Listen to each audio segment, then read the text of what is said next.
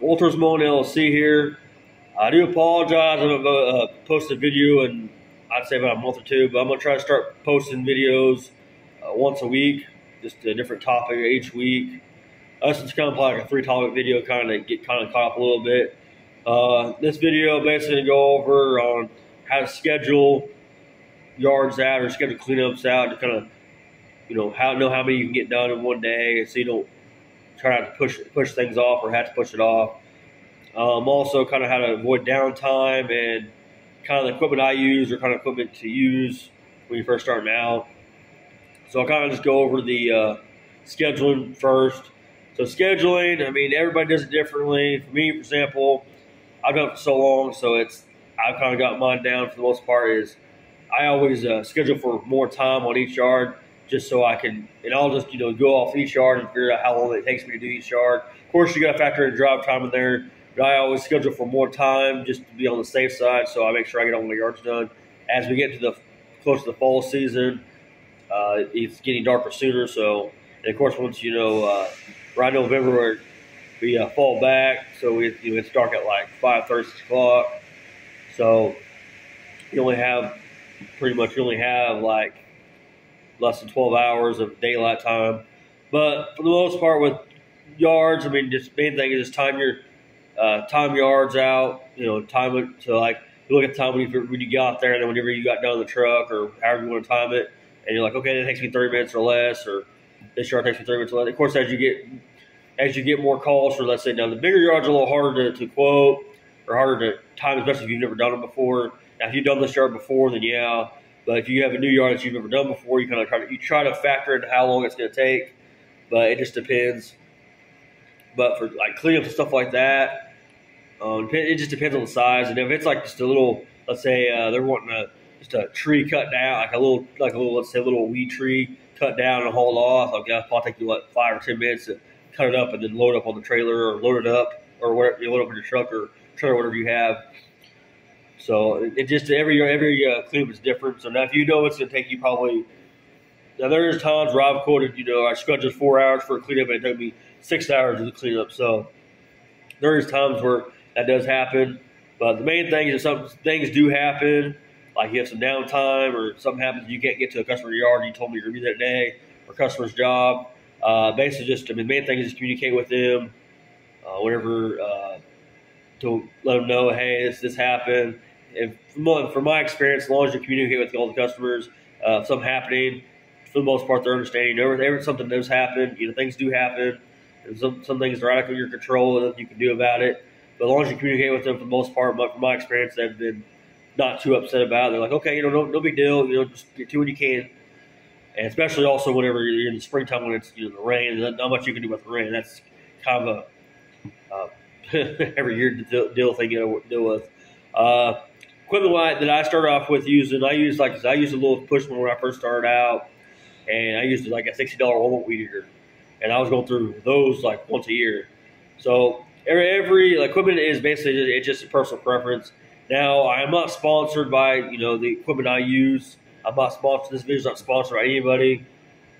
So me saying this stuff is just my personal opinion on it. I'm not getting paid for it. So. Like, for example, I use Stihl and Echoes, mainly Echoes now for my weed eating. To me, they're just better fuel efficient, lighter overall. Now, Stihls overall, I think if you're getting into thicker like grass that are weed eating, Stihls are a lot better off, are a lot better for that type of work. Echoes are more for, I guess you'd say, residential, where the grass is not too thick. Like if it's too thick, it doesn't like to go through it too much, too quickly. Anyways. But for the most part, like overall, like both those brands to me are really good. I think it's Shinawa or something like that. So it's a weird name. I've never used them, but I've been told that's a really good brand too. But of course, in my experience, the better the quality. I mean, yeah, it may cost you more money, but the quality of the equipment is a lot better the more money you pay for it. In my experience, now of course, it doesn't always work out that way, but. It's kind of one of those things, you get what you pay for.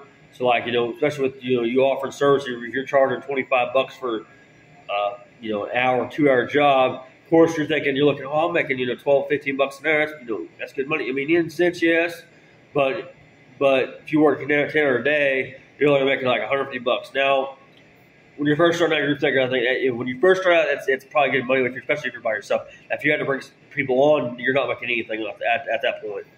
But anyways, for the most part, with the equipment, for the most part, I mean, it's just personal preference. I mean, the only best thing I can do is best thing I can tell you is just get your try to. I mean, you can ask around on what people think of this brand, this brand, or this brand. And I mean, the best thing you can always do is just go to your local dealer, or if you want to buy a used one, buy a used one. But if you're really serious about this, I would buy a brand. I would start off with at least a brand new one, because the used one, you don't for one, you don't get the warranty on it, and two, you don't know. Like, you can buy that and drive off, and all of a sudden the motor can blow. I'm not saying it will happen, but things can happen, and you're out, $1,000. You paid. Say, let's say you paid $2,000 for this used zero turn, and then you got to put another $1,000 out for it to run or to get it fixed. And that's on you. That's not covered under warranty. So if you're really serious about this, I mean, if you can get one for a few $100s and you got to put a new motor in or something like that, that's one thing. But if you can find it, I mean, if you start now, I mean, it's a personal preference. Honestly, for me personally, when I started off with a push mower, then went to a rider, then went to zero turn. I didn't start right off with a zero turn. To me, it makes you appreciate having the equipment later on. I really appreciate from where I started at to where I'm at now. So I really appreciate the process. Let's see here.